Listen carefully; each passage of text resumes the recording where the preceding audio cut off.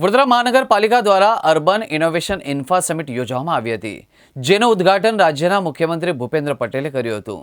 વડોદરાના વિકાસને નવી દિશા આપવા માટે સહિયારા પ્રયાસોના ભાગરૂપે આ સમિટ યોજવામાં આવી હતી। વડોદરા અર્બન ઇન્ફા સમિટમાં મુખ્યમંત્રી ભૂપેન્દ્ર પટેલનું એક નિવેદન બહાર આવ્યું છે। વડોદરામાં વરસાદની સિઝન હોય એટલે વિશ્વામિત્રી યાદ આવે, પણ હવે એવું લાગે છે કે હવે વાંધો નહીં આવે, પરંતુ આવતા વર્ષ સુધીમાં વિશ્વામિત્રીનું કામ પૂરું થઈ જશે। કુદરત સામે ક્યારે ભાત ભીડી ન શકાય, તેને સાથે લઈને ચાલવું પડે અને વિકાસ કરવો હોય તો પર્યાવરણની જાળવણી કરવી પડશે। પીએમ નરેન્દ્ર મોદીના નેતૃત્વમાં આપણે વિશ્વમાં ત્રીજી મોટી અર્થવ્યવસ્થા બનાવી રહ્યા છે। પહેલા આપણે પાકિસ્તાન સાથે ભાત ભીડતા હતા અને હવે અમેરિકા સાથે ભાત ભીડીને આગળ વધી રહ્યા છે। અગાઉ પાલિકામાં એક ગટરનું ઢાંકણું નાખવું હોય તો 1 મહિનો લાગતો હતો, હવે પાલિકાઓ તેનાથી ખૂબ આગળ વધી ગઈ છે અને સર્વાંગી વિકાસ માટે પબ્લિક પ્રાઇવેટ પાર્ટનરશિપ જરૂરી છે।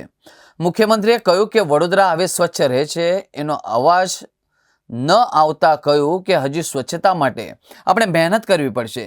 હજી લોકો ખોખારીને નથી ખોલી રહ્યા, એનો મતલબ હજુ વધુ મહેનત કરવી જરૂરી છે।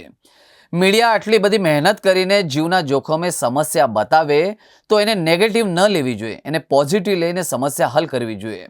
શહેરના સર્વાંગી વિકાસ માટે જ 2005માં તત્કાલીન મુખ્યમંત્રી નરેન્દ્ર મોદીએ શહેરી વિકાસ વર્ષ શરૂ કર્યો। વડોદરા શહેરમાં વિકાસ માટે આજે અને ખાસ કરીને શહેરોમાં વિકાસ માટે આજે આપણે 30,000 કરોડના બજેટ પર પહોંચ્યા છે। રોડ રસ્તા પહોળા કરી દેવાથી શહેરોનો વિકાસ થઈ નહીં જવાનો। આ તો ગાયકવાડી નગરી છે, ગાયકવાડી શાસન પાસેથી આપણે ઘણું બધું શીખવું જેવું છે। અર્બન ડેવલપમેન્ટ માટે આજે આપણે આપણી મૂળ ફરજ સમજવી પડશે, તો જ વડાપ્રધાન વિકસિત ભારતનું સપનું સાકાર થશે। અહીંયા આવીએ એટલે વરસાદ અને વરસાદની સિઝન હોય એટલે બધા એને વિશ્વામિત્રી યાદ તો આવે જ, એમાં કોઈ આપણે કોઈને કહીએ તો જ યાદ આવે એવું છે નહીં।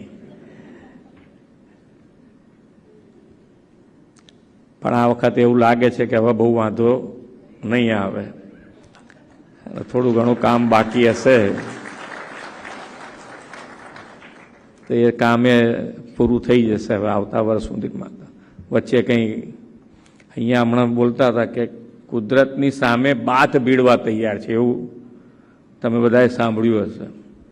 કુદરત સામે બાથ ના ભીડાય કુદાડો, કુદરત સામે બાથ ના ભીડાય। કુદરતનું સંરક્ષણ કરીને આપણે આગળ કેવી રીતે વધીએ, માનનીય વડાપ્રધાન શ્રી બેક ટુ બેઝિક કે નેચરને સંરક્ષણ કરીને કેવી રીતે આગળ વધાય એનો પ્રયત્ન છે।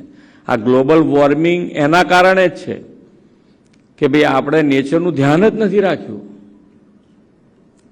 વિકાસ ડેવલપમેન્ટ કરવું છે, આપણે ઔદ્યોગિક રીતે આગળ વધવું છે, પણ પર્યાવરણની જાળવણી સાથે। પર્યાવરણની જો જાળવણી નહીં રાખીએ તો ફરી પાછી એની જ ઉપાધિ કે ભાઈ કોવિડ વખતે બધાને ખબર પડી ગઈ કે ઓક્સિજનની શું વેલ્યુ છે। પૈસા હોય તોય ઓક્સિજન મળ્યો નહીં અને પૈસા મૂકીને જવું પડ્યું। એટલે કુદરત અને કુદરતની વેલ્યુ અંકાય એવી નથી, એનું માવજત કરીને જ આગળ વધાય એવું છે। સ્વચ્છતા રાખવી હોય તો એમાં આપણે જોડે જ જવું પડે, આપણી વ્યવસ્થા તંત્ર સાથે જોડાવવું જ પડે। પબ્લિક જોડાઈ જાય એટલે ઓટોમેટિક સ્વચ્છતા રહેતું થઈ જાય। આજે ઘણું સારું રહે છે એવું મને લાગે છે। અમે આવીએ તારની વાત નથી, હું તમને બધાને પૂછું કે બરોબર રહે છે ને, બરોડા સ્વચ્છ રહે છે? જરા જોરથી હા બોલો તો ખબર પડે ને। હા તો બરોબર છે। હજુ અમુક વસ્તુ આમ અંદર હાર્ટીલી હા નથી આવતી, હું બોલું છું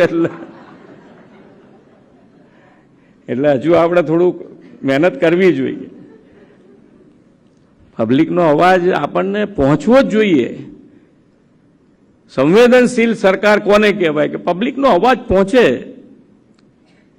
કે ભાઈ અત્યારે હજુ ખોખારીને હા નથી આવતી એટલે ક્યાંક ને ક્યાંક નાની મોટી મુશ્કેલી હશે એ દૂર કરવાની, આપણે એને નેગેટિવ તરફ લઈ જવાની વાત જ નથી।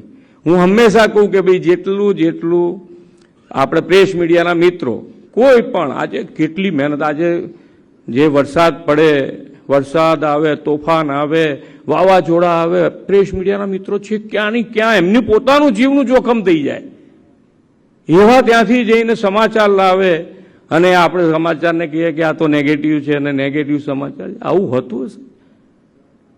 એની ઉપર એક્શન લેવું પડે. ભાઈ જુઓ ક્યાં આગાડી છે, કેવી રીતે છે, છેક એ લોકો પહોંચી શકે તો સરકાર કેમ ના પહોંચી શકે? પોઝિટિવ કે લઈને આગળ વધવું છે અને તો જ આપણે કામ સારું કરી શકીએ.